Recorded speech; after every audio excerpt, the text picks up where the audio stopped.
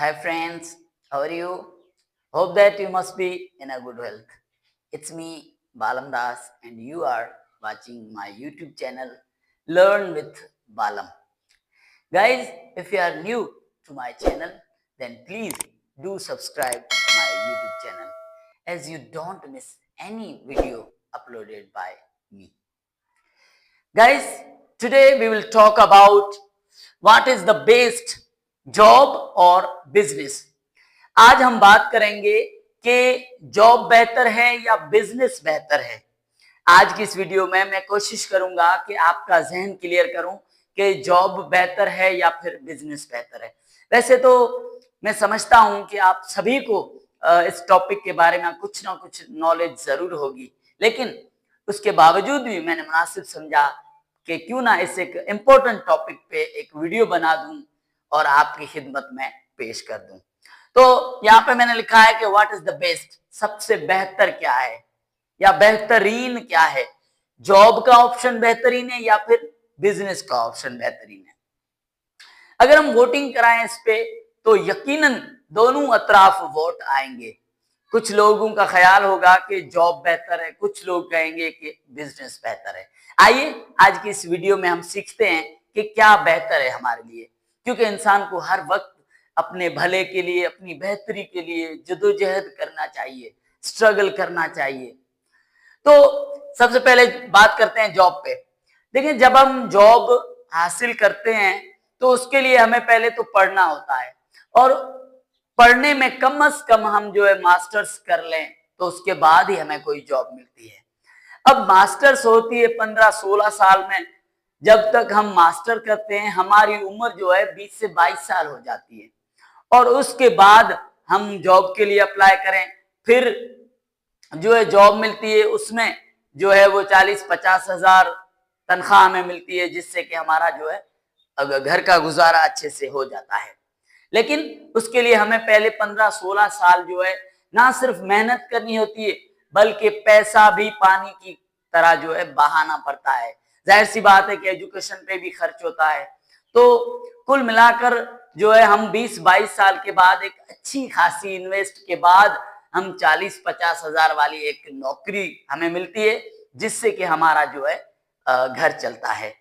तो अब जो जिन देशों में अच्छी गवर्नेंस है वहां तो फिर भी ठीक है, जॉब मिल जाती है. लेकिन खासकर ऐसे देश जिनकी गवर्नेंस अच्छी नहीं है, जैसा कि मैं अपने ही देश का जो है आपको हवाला देता हूं कि हमारे पाकिस्तान के अंदर अनएम्प्लॉयमेंट का रेट जो है वो बहुत ज्यादा है. यहाँ पे मैं आपको क्या बताऊं, अनएम्प्लॉयमेंट का जो रेट है वो इतना है कि जो पीएचडी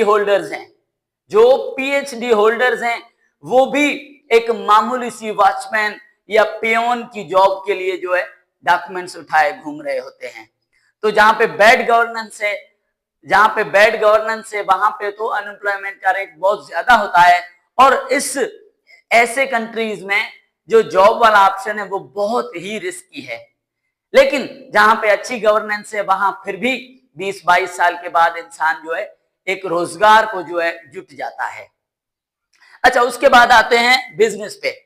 जबकि बिजनेस जो है वो, मैं ऐसे नहीं कह रहा कि आप पढ़ें मत या अपने बच्चों को मत पढ़ाएं, मेरा ऐसा इंटेंशन बिल्कुल ही नहीं है. I don't have such kind of intention regarding education.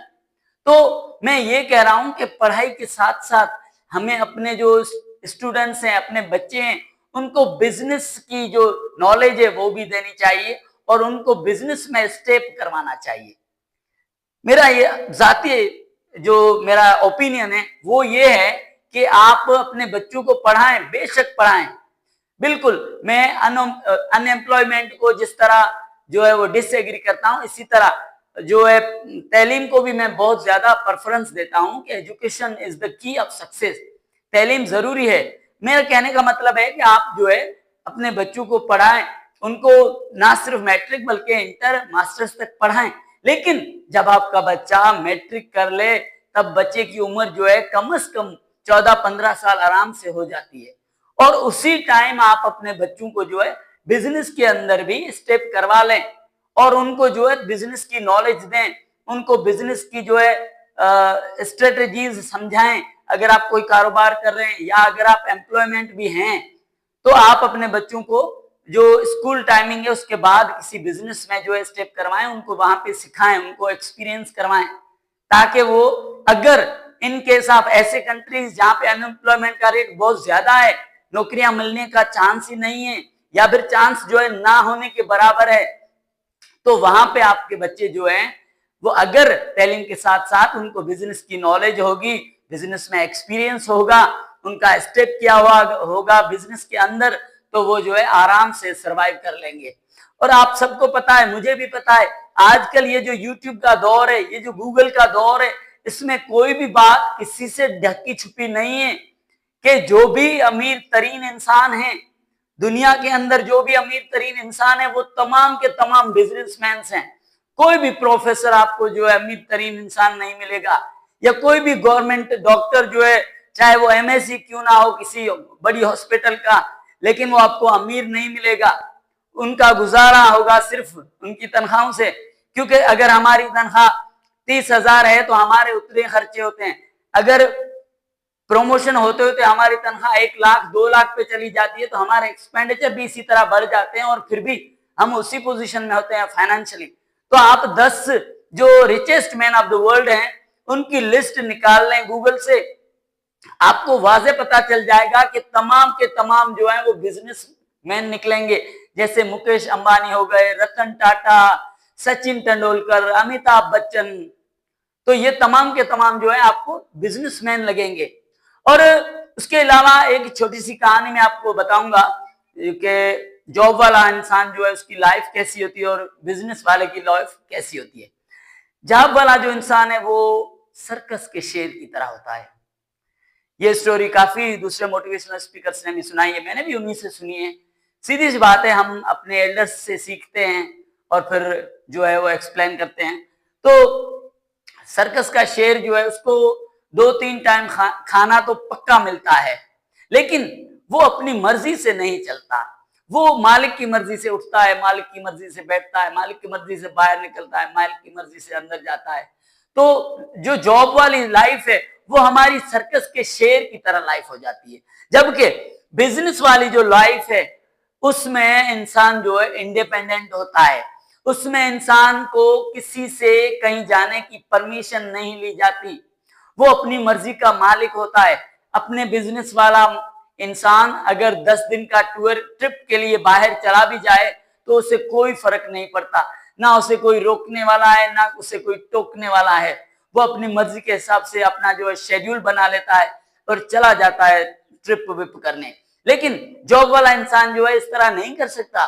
Job वाले इंसान को अगर आधी रात को फोन आ जाए कि आपको ड्यूटी पे आना है, कुछ इमरजेंसी पड़ गई है, तो भले ही वो कहीं पे भी हो उसको जो है ड्यूटी पे पहुंचना ही पड़ता है।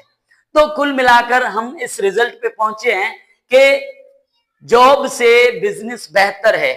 और मैंने पहले भी बताया, अब दोबारा बता रहा हूं कि मेरा ये इंटेंशन बिल्कुल ही नहीं है कि आप बच्चों को मत पढ़ाएं।